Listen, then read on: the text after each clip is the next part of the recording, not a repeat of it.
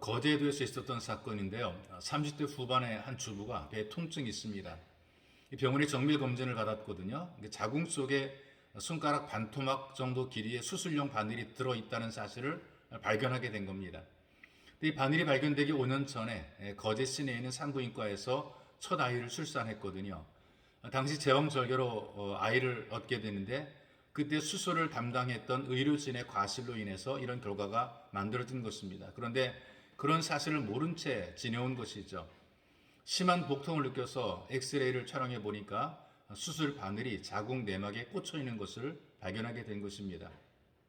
그 이후에 두 차례에 걸쳐가지고 제거 수술을 받았는데 바늘이 부러져서 절반만 꺼내내고 아직도 절반은 몸속에 남아있는 상태라는 그런 기사를 읽었어요.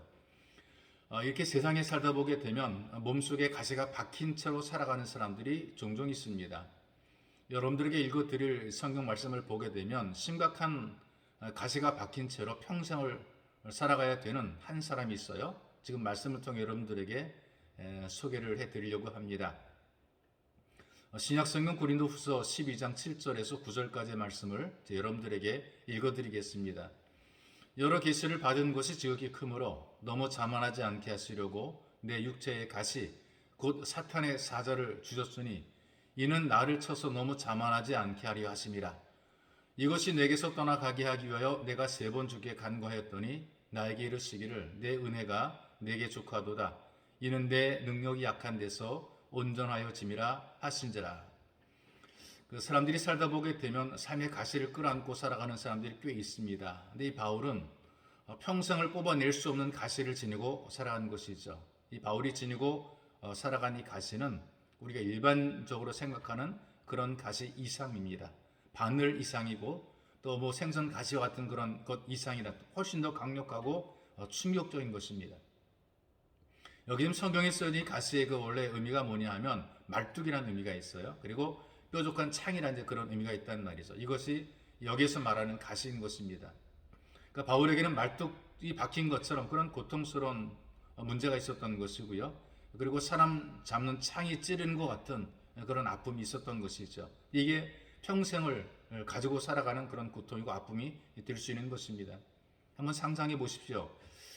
가슴에 말뚝이 박혀 있다고 상상만 해도 얼마나 숨이 막힙니까?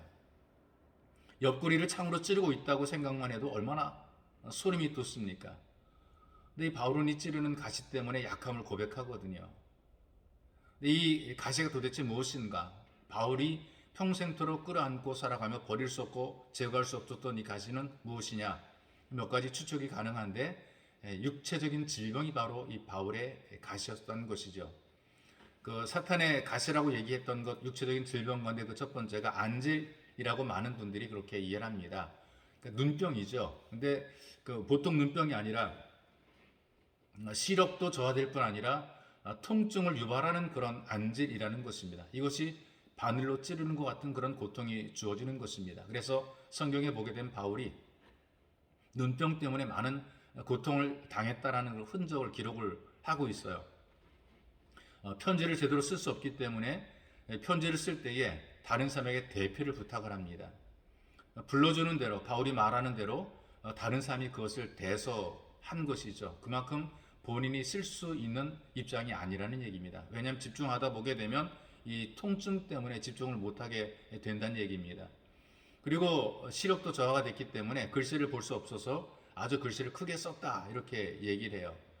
또 이 안질 때문에 너무나 고생을 하게 되는 모습을 보면서 성도들 가운데 특별히 갈라디아 성도들 가운데는 할 수만 있으면 자기 눈이라도 빼어서 바울에게 주고 싶을 정도였다라는 그런 기록도 남아 있습니다. 그만큼 이 바울이 이 안타까운 상황에서 그 통증으로 눈의 통증으로 고생을 많이 한 것입니다. 그 다음에 또 한 가지는 뭐냐 하면 이 사탄의 가시를 간질병이라 이렇게 얘기를 하는 그런 기록도 있어요. 그 갈라디아에 기록된 말씀을 보니까요. 너희를 시험하는 것이 내 육체에 있으되 이것을 너희가 없음 여기지 않으며 버리지도 아니하고 오직 나를 하나님의 천사와 같이 영접하였도다.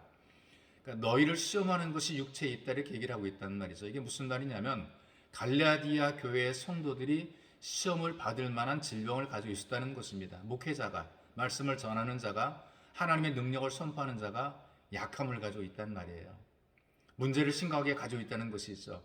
복음을 증거하는 사람이 큰 질병이 있어요. 그래서 교인들이 시험을 들 정도라면 이건 그 병은 어떤 병이냐? 그 당시에 그 가장 사람들이 참 그 흉측하게 여겼던 간질, 뇌전증이라고 하는 그 간질이라는 병이라 이렇게 얘기를 하기도 합니다.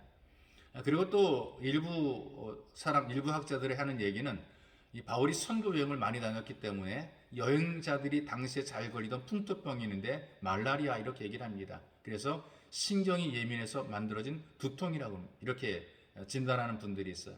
여러분들이 경험했던 두통이 생기게 되면 만사 귀찮습니다. 근데 중요한 사실은 어떤 병이든지 이 바울은 육체의 질병이라는 가시로 인해서 아픔을 겪었다는 것입니다.